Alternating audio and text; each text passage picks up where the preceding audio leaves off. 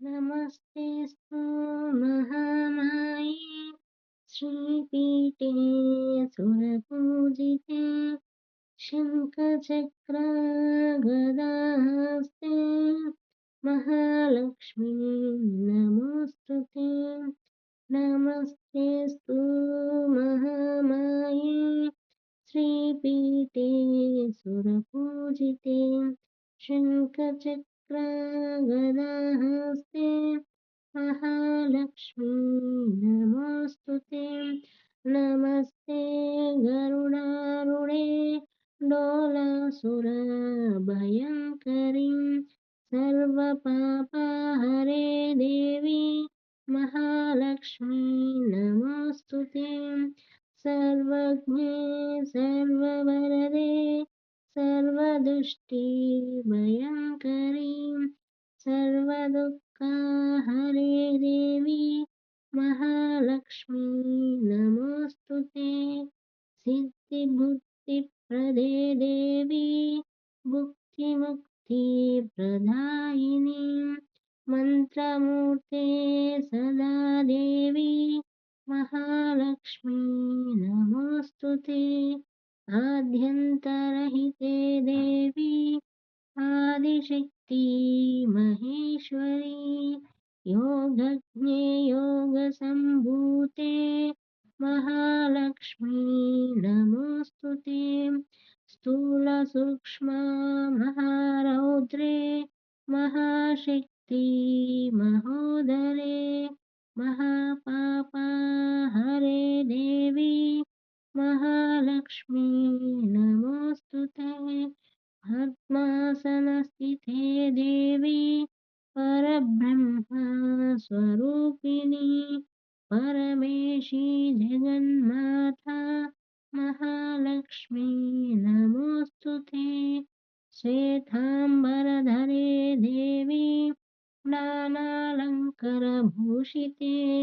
जगत्स्थिते जगन्माता महालक्ष्मी नमोऽस्तुते।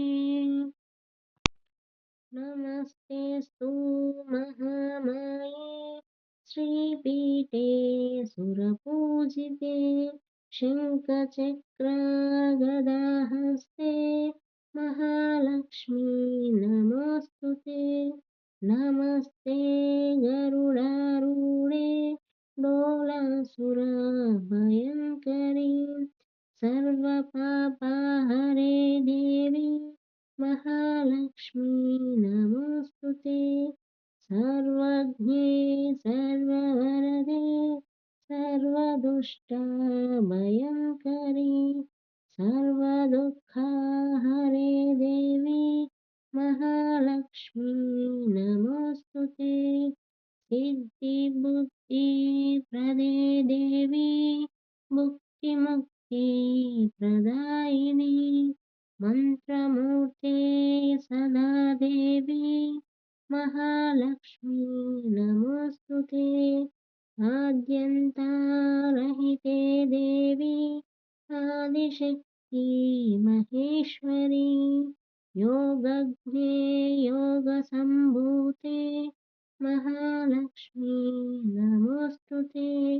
स्थूलसूक्ष्म महारौद्रे महाशक्ति महोदरे महापापहरे देवी महालक्ष्मी नमोऽस्तुते।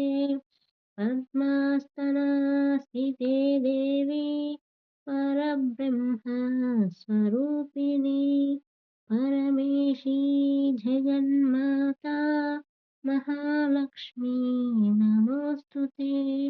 श्वेताम्बरधरे देवी नानालङ्कारभूषिते जगत्स्थिते जगन्माता महालक्ष्मी नमोऽस्तुते। पद्मासनस्थिते देवी परब्रह्म स्वरूपिणी परमेशी जगन्माता महालक्ष्मी नमोऽस्तुते। श्वेताम्बरधरे देवी नानालङ्कारभूषिते पोषिते जगस्थिते जगन्माता महालक्ष्मी